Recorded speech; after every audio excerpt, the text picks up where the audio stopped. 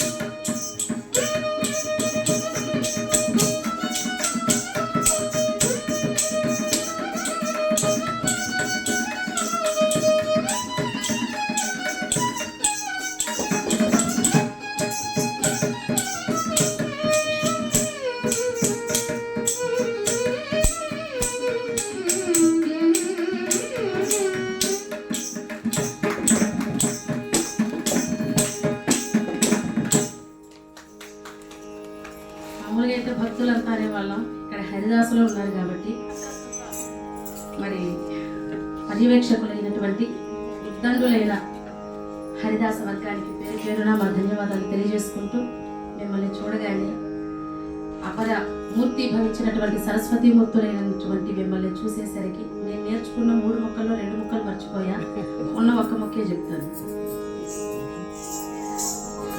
ఇవాళ నా కథ సర్వారాయ హరికథ పాఠశాలలో నేర్చుకున్నాను నేను, మా గురువు గారైన ఉమా చౌదరి గారు, అదేవిధంగా కమల కుమారి భాగవతారిణి గారు. వారి పాద పద్మాలకు ప్రణమిలుతూ హరికథకు రూపకర్త అయినటువంటి మరి నారాయణదాస్ గారి పాద పద్మాలకు ప్రణమిల్లుతూ నా కథను ప్రారంభం చేస్తున్నాను. తప్పులు ఏమైనా ఉంటే మన్నించుకోవాలని మిమ్మల్ని ప్రార్థిస్తూ ఇవాళ నా కథ భక్త మార్కండేయ. భక్తితో మరణాన్నైనా జయించవచ్చు అని భక్తి లోకానికి చాటి చెప్పినటువంటి మహానుభావుడైనటువంటి మార్కండేయుని యొక్క చరిత్ర నాకు ఇచ్చిన కొద్ది సమయంలో విన్నవిస్తాను. మరి నన్ను ఆశీర్వదించవలసిందిగా కోరుకుంటూ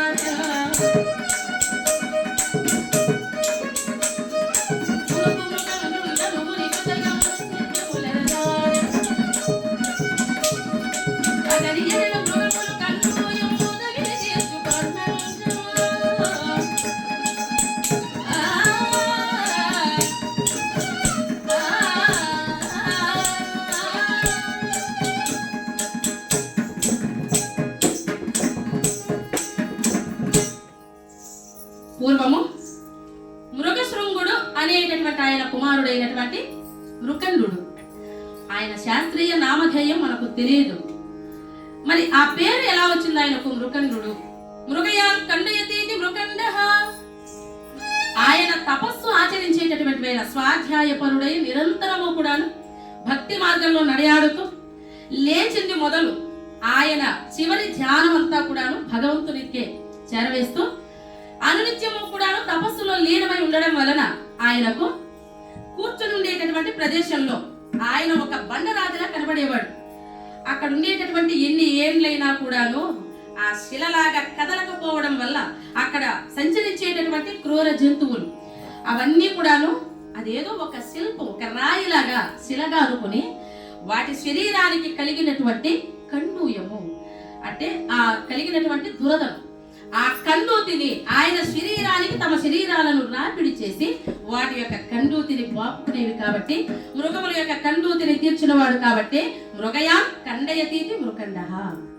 అలాంటి నామధేయుడైనటువంటి ఆయన మరి మోక్షం కొరకు ఆయన తపస్సు చేస్తూ ఉంటే తదితరులైనటువంటి మునీశ్వరులంతా బోధన చేశారు.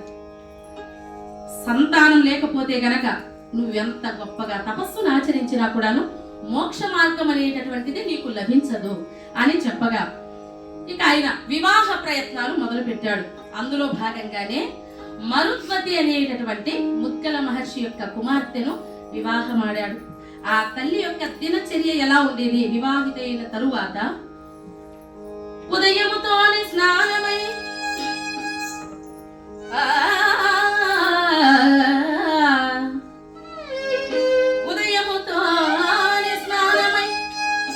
ఒప్పుగా కుంకుమ పుట్టు బిట్టి అభ్యుదయము భర్తకి పూజలు సేయుగు పిదప గృహంబు నల్గడల నీటుగా చేసి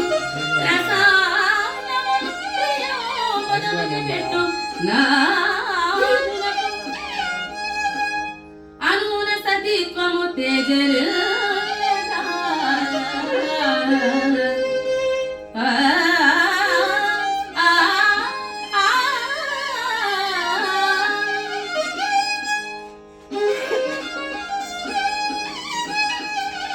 చక్కగా లేవడంతోనే ఆమె కాలు చేసుకొని తులసిలో అన్ని నీళ్లు పోసి ముఖం నిండా బొట్టు పెట్టుకొని చక్కగా ఆవిడ పసుపు రాసుకొని నిండు ముత్తైదువ లక్షణాలతో విలసిల్లేది. ఆ నిండు ముత్తైదువుగా ఎప్పుడైతే స్త్రీలు విలసిల్లుతూ ఉంటారో ఎటువంటి దారిద్ర్యాలు వారిని దరి చేరవు. కాబట్టి పంచమాంగళ్యాలతో వర్ధిల్లాలి అని మనకు శాస్త్రం వచనం చెబుతోంది. కాబట్టి నిండు ముత్తైదువ బొట్టు అనగానే నిజంగానే మనకుండేటటువంటి అపారమైనటువంటి గుణాలన్నీ కూడాను ఆ ఒక్క లక్షణాలతోనే అలరారుతాయి.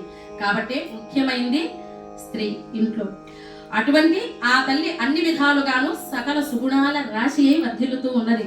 అలాంటి వారికి ఏ విధంగా సంతానం కోసమే అయితే ఆయన వివాహం ఆడాడు అటువంటి సంతాన భాగ్యమే కరువైంది వారికి. ఆ పుత్రస్య గతిర్నాస్తి స్వర్గభోగేన నైవచ.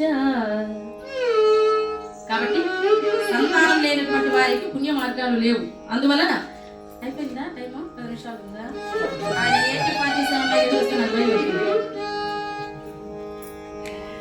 మరి ఇక బ్రహ్మాండకరంగా అయిపోతుంది. ఒక కీర్తనతో 10 నిమిషాలు. మరలా సంతానం కోసమై ఆయన ఏం చెప్పాడు? దేవి ఎందుకు ఆ కంట నీరు అంటే, స్వామి సంసారం అనేటటువంటి యొక్క మహావృక్షానికి ఫలము సంతానం, మరి సంతానమే కదా మనకు ఫలము. అందువల్ల సంతాన భాగ్యం మీకిచ్చి నేను నా రుణం తీర్చుకోవాలి కదా. మీకు సంతానాలు ఎన్నో ఉంటాయి, శిష్యవర్గం అనే సంతానం ఉన్నది. అదేవిధంగా ధార్మిక ప్రవచనం ఎన్నో విధాలైనటువంటి సంతానం పురుషులకు ఉండవచ్చు. కానీ నేను సంతానాన్ని మీకు ఇస్తే కదా నా రుణం తీరేది అని ఈవిడ బాధపడితే, ఇప్పుడు ఏం చేయమంటావు అన్నాడు. పోనీ ఇంకో వివాహం చేసుకోండి అన్నది ఆమె. ఇది బాగుంది. సిరిగలవాడికి చెల్లును తరుణులు 16,000 తిరుపెములకు ఎద్దరాండ్రా పరమేశ గంగ విడుము పార్వతి చాలునని ఆ మహాదేవుడికే నందలు తప్పలేదు, నాకెందుకు రెండో పెళ్లి. కాబట్టి సంతానం కావాలి అంటే పెళ్లిళ్ళే మార్గం కాదు. 100,000,000 దరిద్రాలకు అనంత కోటి ఉపాయాలని చెప్పారు కదా. కాశీకి వెళదాం, అక్కడ తపస్సు చేద్దాం, సంతానం కలిగితే ఇంటికి వద్దాం. కాశ్యాంతు మరణాన్ముక్తి. సంతానం కలగలేదనుకో అక్కడే ఉండి మరణిద్దాం. అక్కడికి వెళితే ఏ కార్యాలు ఎవ్వరూ మనం చేయాల్సిన అవసరం లేదు, కాబట్టి వెళదాం అని ఎప్పుడైతే మృకండ మహర్షి వారణాసి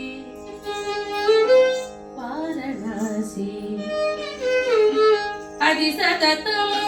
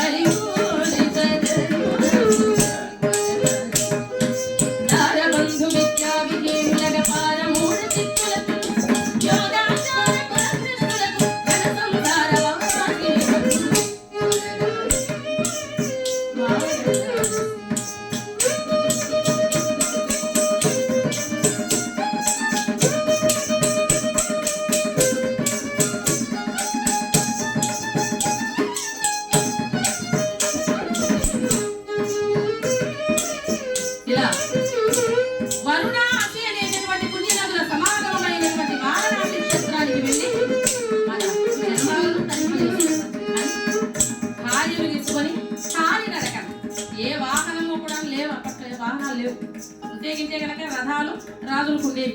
వీళ్ళందరూ కూడాను నటరాజ సర్వీసే కాబట్టి చక్కగా భార్యను వెంట పెట్టుకొని ఆ వారణాసి యొక్క మహత్తరమైనటువంటి ఆ యొక్క చరిత్రలంతటినీ కూడా తెలియజేసుకుంటూ బయలుదేరి వారణాసిలోనికి ప్రవేశించారు. ముందుగా డుంఠి గణపతిని దర్శించారు. సదా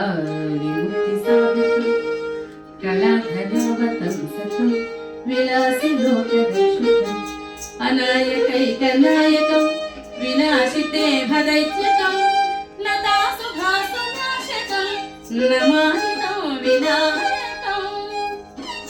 అలా ప్రార్థించి విశ్వేశ్వర ఆలయంలోనికి ప్రవేశించారు. ఆ స్వామి వారిని దర్శించారు. ఆనందం ఆనందమనే వసంతం ఆనందకందం హత పాప బృందం వారాణసీనాద అనాథనాదం శరణం ప్రపద్యే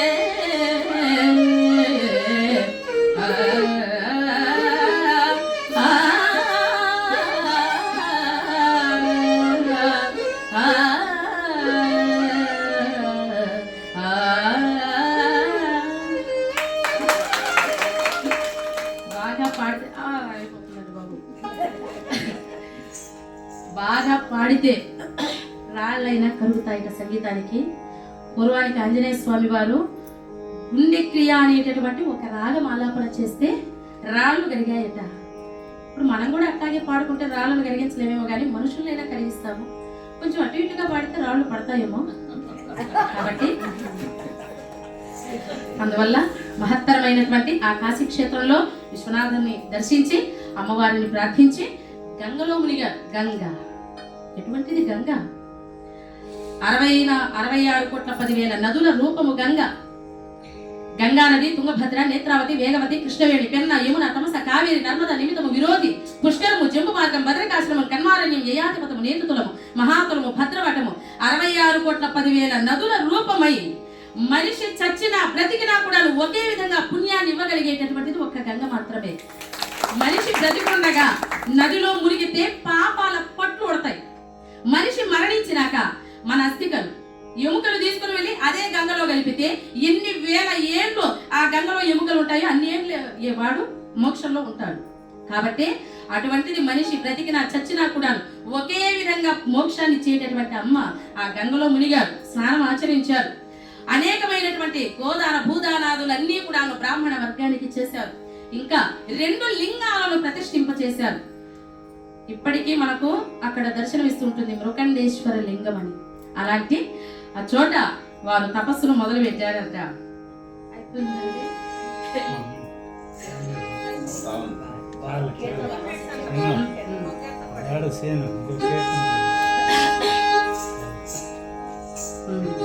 ఇంకా నాకు ఇచ్చిన ఈ 2 నిమిషాల్లో ఒక కీర్తనతో నా కథను ముగిస్తాను. సరిహద్దులో ఉన్న సైనికులు కూడా ఈ భయం ఉండదండి.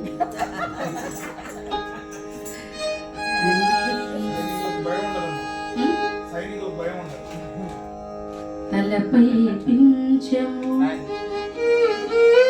తడుకున విరియ చిన్నరి మోము కాంతులు చింద తలపై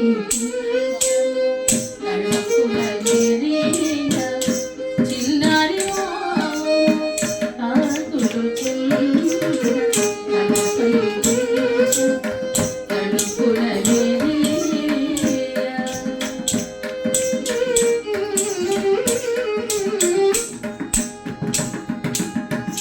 చిన్నారి